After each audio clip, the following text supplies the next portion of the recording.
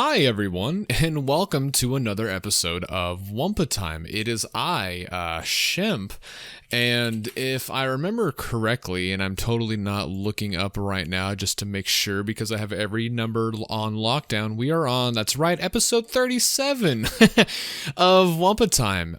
Today, it's just going to be me because as you may have well known, and if you don't know, I'm surprised, but Siji is on a little vacation with him and his family. Everyone wish him safe travels and a good vacation and whatnot. Be sure to tweet at him, or if you donate during the pre-recorded live streams, those go straight to him. But I'm going to be in charge of everything Canadian Guy and everything on my channel, and even Wumpa Time, and just everything that you are watching. So thank you guys for coming out. Thank you everyone who is in the chat right now.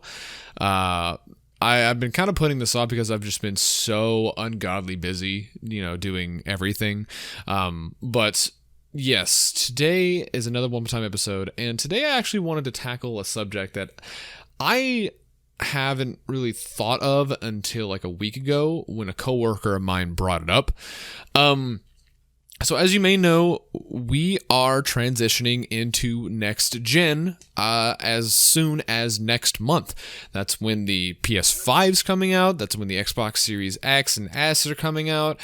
And who knows from there what Nintendo's going to have. Probably just another Switch. So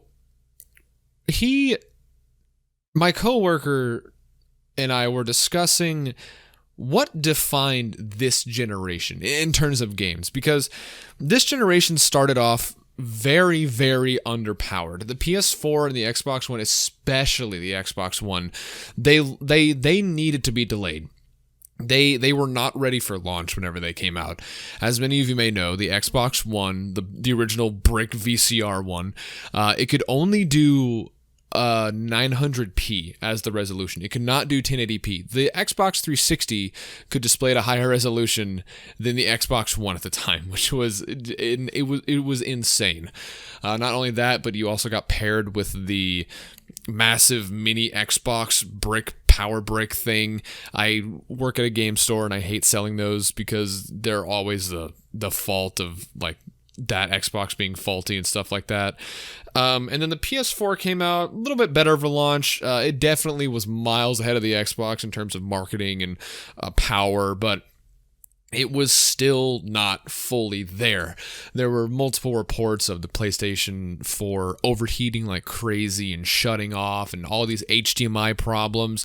It was a very rocky start, but it like evened itself out, especially like we got the mid-generation upgrade, which is something I don't think we've ever seen before, where we got the PS4 and the PS4 Pro.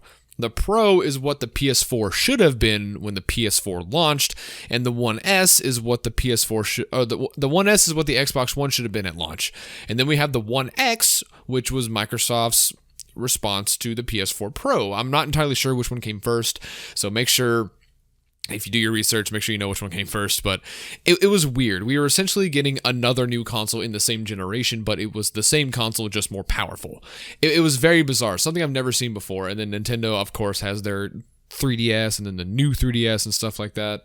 But since we're putting an end on this generation, what I wanted to do is I wanted to reflect back on this upcoming past generation and see what games defined this generation.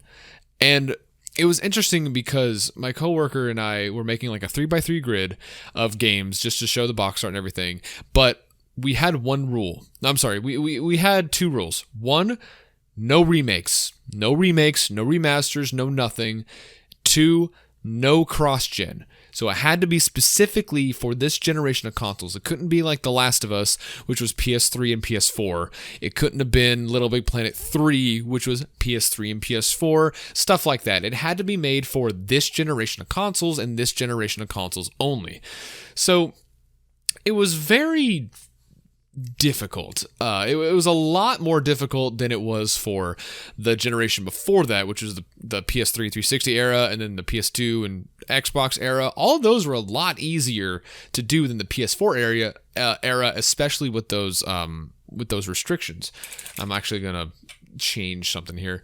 So I wanted to just go over this list, talk about the problems this generation had, and then compare that to the previous ones. So when I talk about games that defined this generation, I'm not talking about games that I personally like. I'm talking about games that I think when people 20 years from now, 10, 20 years from now, look back at the PS4 era and the Xbox One era, they're going to think, oh, that game, that's what I played. Everyone else is going to be like, oh, I played that too. Yeah, I played that too. So to give you an example before I get into the PS4 era, I'll start with the PS2 era, which was extremely easy to do. This covers consoles like the PS2, the Xbox, and the Wii. So just 6 games. Only 6. I only picked 6 for each era to make it fair. And this era was the easiest. So for the PS2 era / Xbox era, I put Ratchet and Clank because obviously that series is still going on, and it was kind of a breakthrough for Insomniac for that generation. Then we had Call of Duty, of course, Call of Duty. This is when Call of Duty started, and it blew up from there. It was that everyone played a Call of Duty game at that era. Then I put Spider-Man 2, a multi-platform game that every single person imaginable played. If you played a game back then, odds are you played Spider-Man 2, one of the best-selling movie games or Spider-Man games ever, I would say. I love it. I still love Spider-Man 2. Then we have GTA San Andreas. This was the Grand Theft Auto game everyone played. Of course, you had GTA 3, you had Vice City, Liberty City Stories, but from what I've seen, everyone ever talks about San Andreas. That's the GTA, and it's the one that's been ported on everything. You can buy a physical version for the 360, and then you can buy a physical version for the Xbox One, which is the 360 version in an Xbox One box. It's like GTA 5 before GTA 5, if that makes sense. And then after that, we have Halo 2. Halo 2 was the big one because I had multiplayer, so everyone played multiplayer on their Xboxes. And then finally, I picked Star Wars Battlefront 2. This one maybe not, but I remember a lot of people playing Star Wars Battlefront 2. I played it a lot. I played it online a lot. It was a really good game, and I know it's the Star Wars game that everyone always talks about. That's why everyone was so excited when the reboot was happening from EA before it turned into the EA reboot that we all know now, if that makes sense. So those are examples of games that define that generation. Again, not games that I think I personally like. I wouldn't put Call of Duty if this was a list that I like, because I don't like Call of Duty. I wouldn't have put GTA. I didn't play Halo 2, so I wouldn't put it on there. But this is unbiased. This is an unbiased list of games that define that generation, and I think that's fair. Coming to the PS3 era. Oh, I forgot. Sorry. I'm actually going to replace. I'll replace Star Wars Battlefront 2 with God of War. I think God of War had a bigger impact than Star Wars. So yeah, in the PS2 era, God of War had a massive impact than Battlefront 2. See, even that should say something. The fact that I'm already thinking of other games that could be on this list, but I'm sticking with 6, and I think God of War deserves a spot way more than that one. So I can already tell that people in the chat who are listening to this on premiere morning, you're probably all saying games or spamming games that you think deserve to be on this list, and that's good. I want to see what you guys think of that. Now, if we switch over to the next gen, which is the PS3 360 era, actually, let me double check something. What was the PS3 generation? Was it the 6th gen? It was I believe it was the 7th. Okay. So the Wii 360 and the PS3. That was the 7th generation of consoles.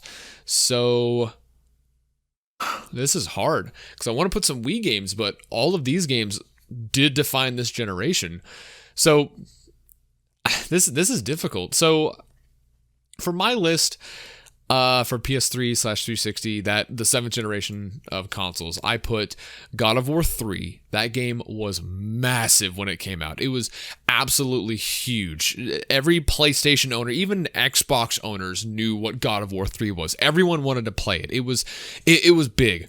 And then we had Uncharted 2, even bigger. I think it had like over 200 Game of the Year awards. It's one of the biggest games that generation, and for good reason. People always have played Uncharted 2 because it was bundled with the PS3, so everyone had it and everyone was talking about it.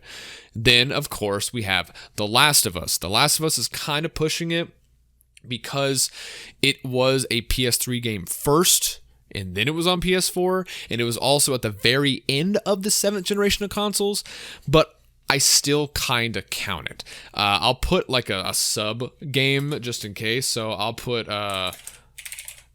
Wii Sports, because obviously every single person imaginable who had a Wii had Wii Sports. Everyone always talked about it. Everyone always wants it. That's kind of cheating, but you get my logic. So, Last of Us and Wii Sports, I guess I'll put together since they can share a spot. By the way, this isn't like in a specific order. These are just games. Then we have Halo 3, arguably bigger than Halo 2 because there was online multiplayer that was easier to get to. Everyone was playing Halo 3. You still had LAN parties. You still had tournaments. You still had everything. It had a lot of support from Microsoft. It was big. It was very, very big. And then this one was harder.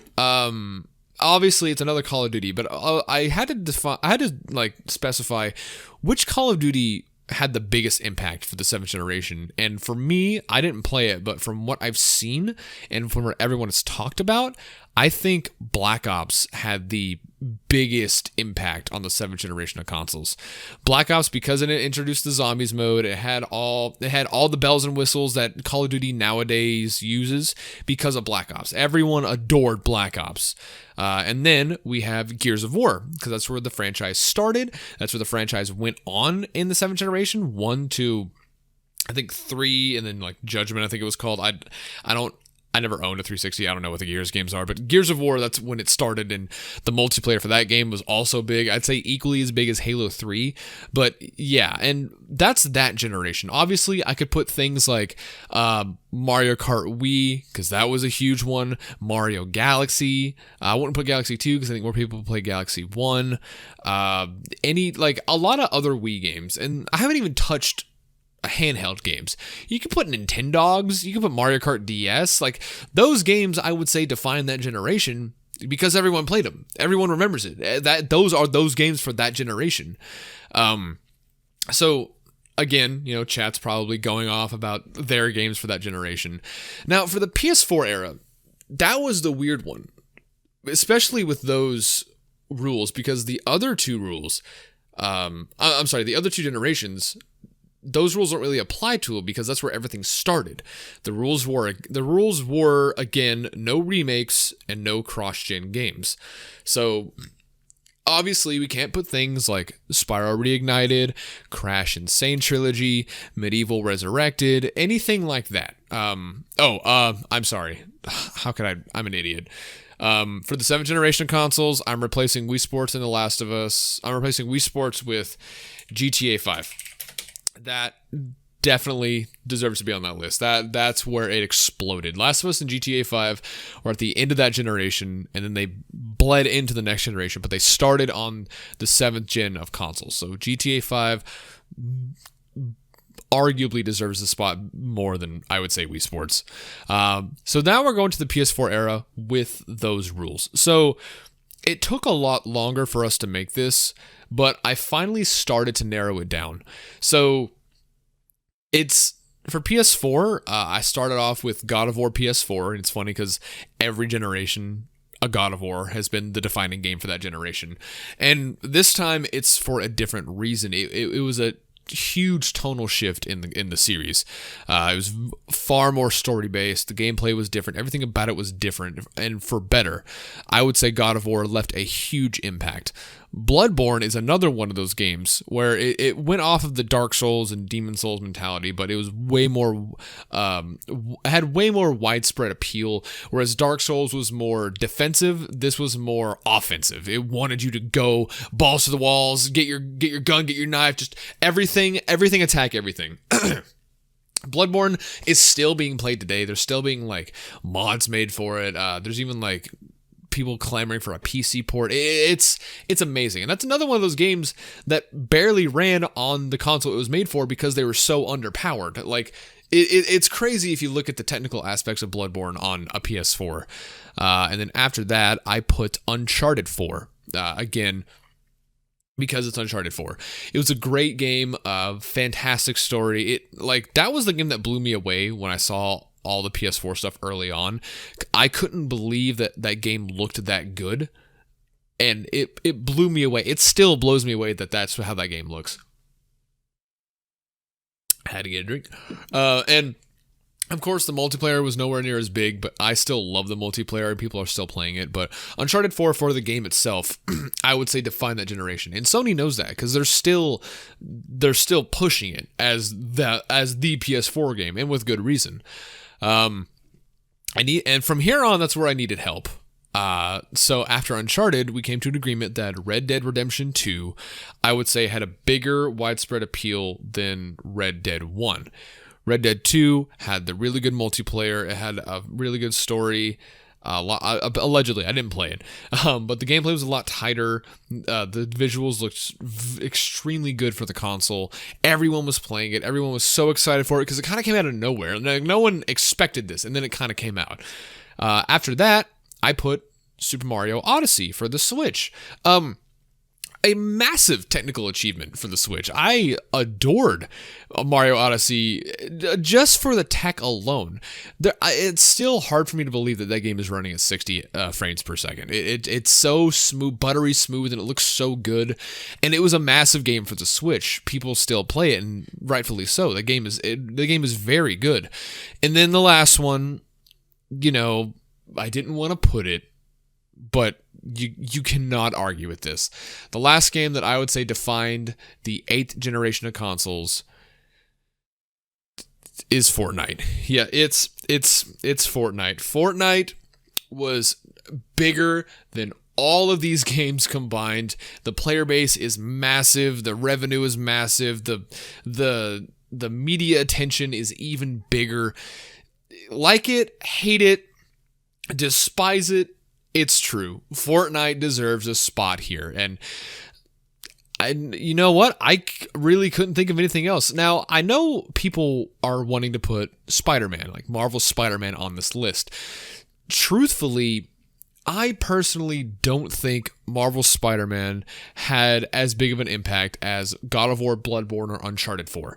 Marvel's Spider-Man, I would say, was a great game. It was a fantastic Spider-Man game, but the story didn't blow me away. It was just a good story with good writing. The gameplay was solid, nothing that blew me away, and the overall package was just good.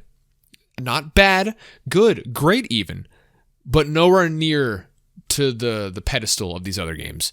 And that was a hard one for me. Because I'm a Spider-Man fan. I love Spider-Man, and I just couldn't put it on there. So that's what I would say defined this generation. And if a Canadian guy was with me, I'm sure he would add on and say Crash 4. But, playing Crash 4 as much as I have, I don't think it defined this generation. I just think Crash 4 was a very good game. Not generation defining, nowhere near to what these other games have. God of War, Bloodborne, Uncharted, Red Dead 2, Mario Odyssey, Fortnite. It's sad to say, but Crash 4 came in a little too late, but it's still a fantastic game.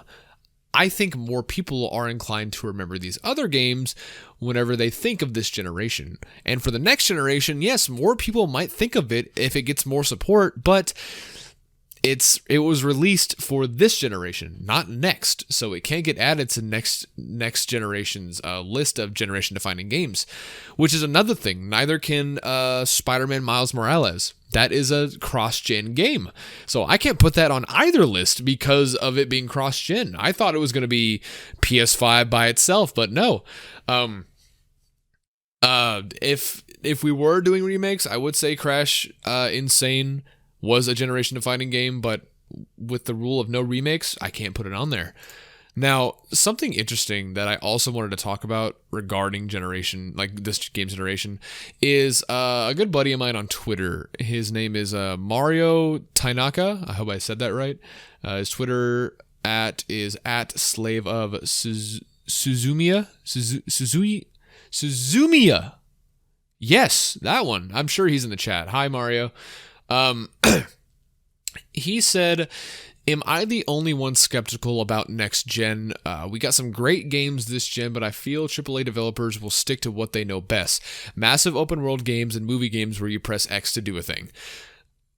Very good point. Very solid point. And I told him, you'll want to listen to this episode because of the one I'm recording right now.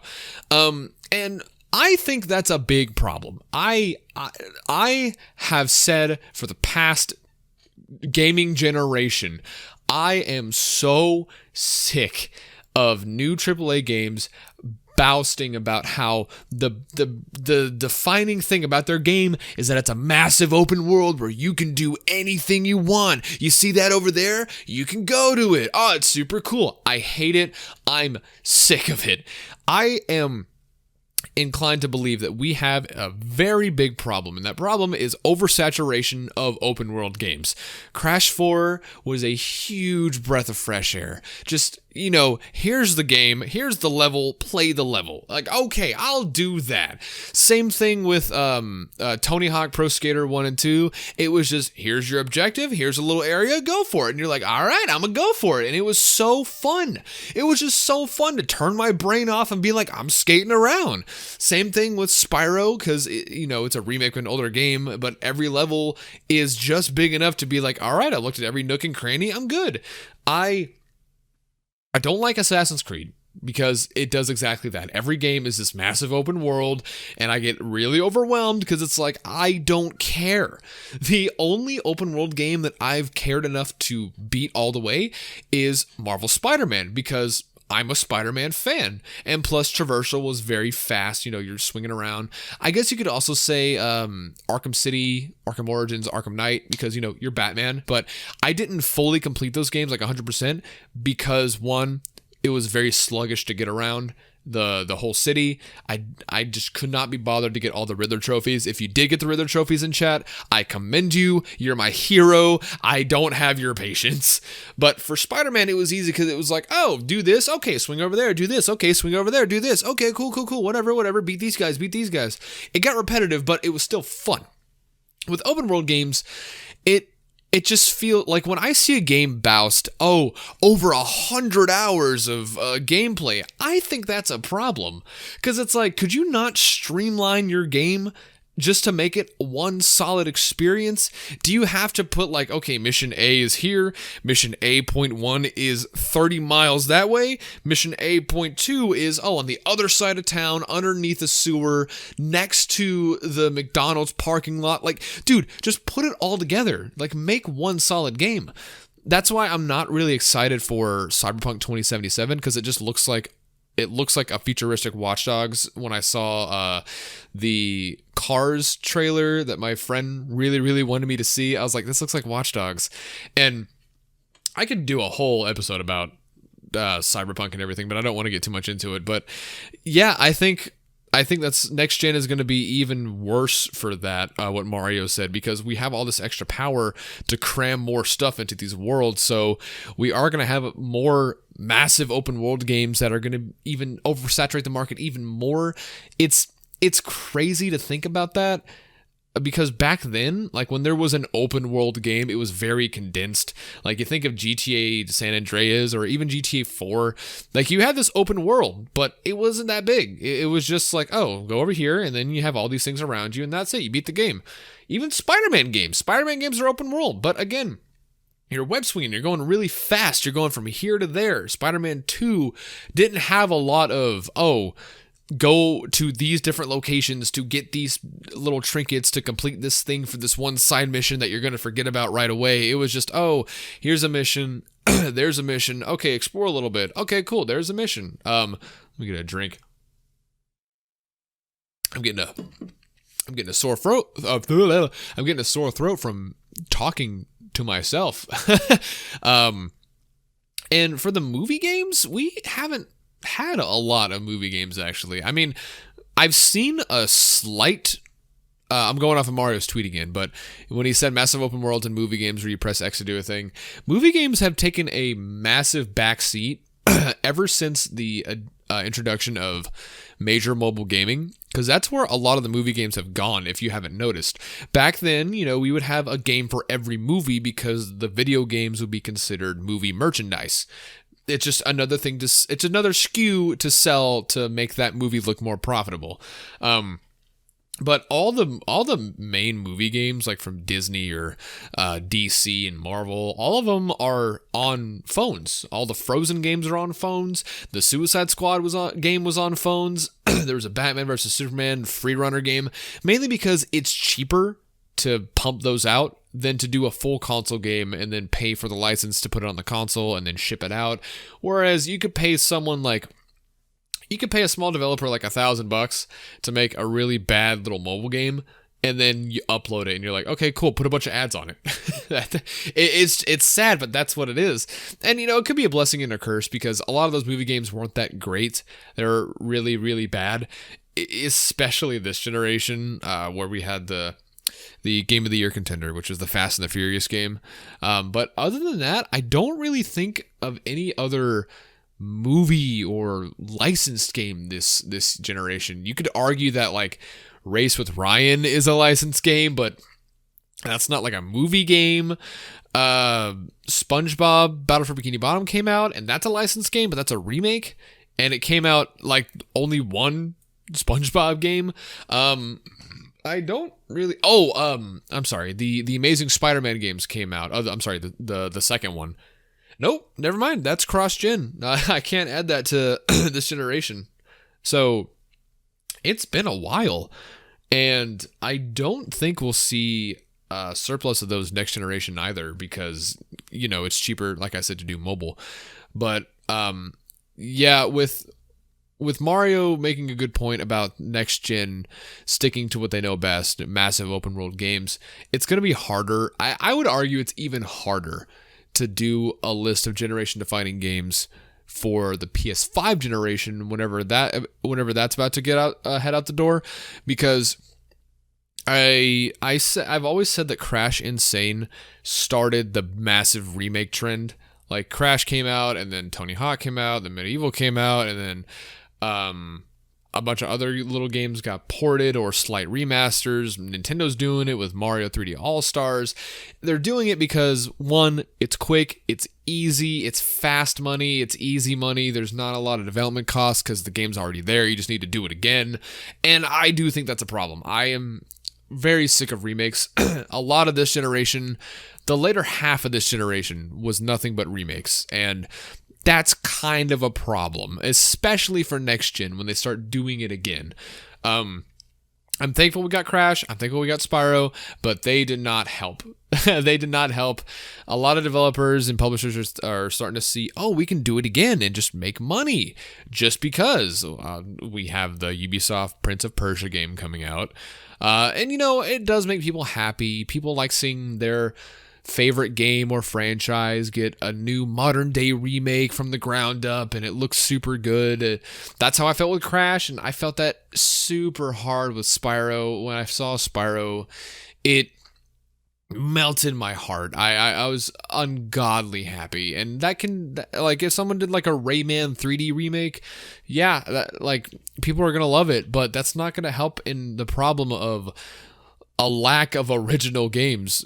Like Activision did Call of Duty Modern Warfare, which is a reboot of Modern Warfare, not a remake or a remaster, but they're doing it again. Say what you will, they just did it again and then put a different business model on it. That's it. That's all they did. I am worried about next gen. Like, next gen is launching with a remake, Demon Souls. Like, that alone is showing off the problem at the very start of the generation. The console hasn't even been like released yet, and we're already getting a remake as a launch title. I am not excited for that. I don't know. I'm just sick of remakes. And this list, I'm sorry I'm rambling. There's a lot on my mind about this upcoming generation, but the list of generation defining games I'd say is arguable. Obviously, everyone has their own generation defining game, but you have to remember that if you do make a list, it has to be unbiased. You can't just be like, oh, I like this game, so it defined my generation. You can make a separate list of your favorite games this gen, which will be completely different. But if you do make these lists, do at me on Twitter, at Shemp Official, or through my Discord server or anything like that. Even Canadian Guy's Discord server. I would love to see what you guys think define this generation, because obviously I didn't play every game that came out, and it's harder for me to think of original games when we're so oversaturated with remakes. But to give my thoughts on like this upcoming generation, like the PS5 and stuff, I'm worried because obviously with coronavirus and everything going on, it has affected manufacturing. So the PS5 has been a nightmare to get my hands on just for a pre-order. So I'm hopefully just going to pick one up day one, and then if I can't, well, I'll just keep looking. But I'm excited for the games for the PS5 launching, because we have Spider-Man Miles, we have Sackboy, and we have Demon Souls, and then all the PS4 games with PS5 enhancements. I'm excited about that. Spider-Man Miles I'm very excited for, especially for the SSD showcase, because I saw a lot of SSD videos about Spider-Man, how you go from the interior to the city, and it just immediately... I'm excited to see how horribly it's going to run on PS4. Well, I shouldn't say that, because if you're a long-time listener, you probably heard my theory that I told Canadian Guy, where I believed that Spider-Man Miles was originally a PS4 game, and then Sony said, hey, pop it on the PS5, and since it's technically a PS5 running a PS4 game, that's how they can boast, oh, performance mode is 4K 60 FPS, because it's not a PS5 game, it's a PS4 game. Same thing with Sackboy, because Sackboy is a cross-gen game. I think that may have been developed for PS5 and then just put on the PS4, because there's nothing about that game that really screams PS5, but I personally am excited for Sackboy, because it looks like a Mario 3D World clone from the Wii U, and I loved Mario 3D World, and I would love to play that again on the PS5. I do feel bad for Xbox users, because they don't have any launch games. Like, you have Yakuza Like a Dragon coming to the West first on Xbox, but it's been on PS4 in Japan for like over a year, if I remember correctly. So that's not an exclusive. And then it was originally going to be Xbox Series X exclusive for next gen, but Sony was like, hey, Sega, here's a big bag of money, and Sega was like, oh, okay. So here we go. We'll put it on PS4 like a week after the Xbox version. It's weird. This whole generation is going to be weird. And I just don't think we're going to get a lot of heavy hitter original titles. Obviously, we're going to get like God of War 2, Spider-Man 2, new Crash, new Spyro, but I think the remake train is still at its early start, and it's going to go full throttle for next gen, especially because there's so much easier to pump out for this system. But this is going to be a little bit shorter of a Wumpa time. I just wanted to talk a little bit about my thoughts, and thank you guys for listening to me ramble. I know it wasn't the most cohesive and coherent recording, but thank you guys a lot for listening. And I'm sorry it's been a little bit since we've posted a Wumpa time. It's just been crazy. With Canadian Guy getting ready to go on vacation, me working essentially 3 or 4 jobs. also the holidays coming up. It's been just a nightmare. But I really appreciate you guys waiting, holding out for us, and watching all the content. I'm really glad you guys enjoy the Let's Plays that I've been editing. I'm really glad you enjoyed the videos I've been making for his channel. It means a lot to me, but if you want, go ahead and, if you're new, go ahead and subscribe to the channel that this podcast comes out on. It's Canadian Guy A, youtube.com/Canadian Guy A. I am Shemp, youtube.com/ShempOfficial or ShempYT.com. It'll take you straight to the channel. You can follow Canadian Guy at Canadian Guy A with an extra H because there's an imposter out there. We're still waiting to get him, but you guys haven't met us with your pitchforks yet, so, we'll wait. I am at Shemp Official on Twitter. If you guys have any questions for me, please let me know. And if I do record another episode without him, I might just answer all your questions. I could just do a whole recording on viewer questions. You can ask me on Twitter through DMs or on Discord or on my YouTube channel or anything like that. Speaking of YouTube channel, I did just finish recording the voice over and recording the live action bits for my Crash 4 review, so that should be out soon. I really hope you guys get a chance to watch that. And other than that, thank you guys for just listening. Wumpa Time is on everything with audio: SoundCloud, Apple Podcasts, Google Podcasts, Spotify, YouTube, your phone's MP3 downloads, all kinds of stuff. So other than that, thank you guys for listening, and I hope to hear you guys later. My heart, hear you guys what? Oh my god, I'm tired. Before I say anything else stupid, I'm just gonna leave. Bye!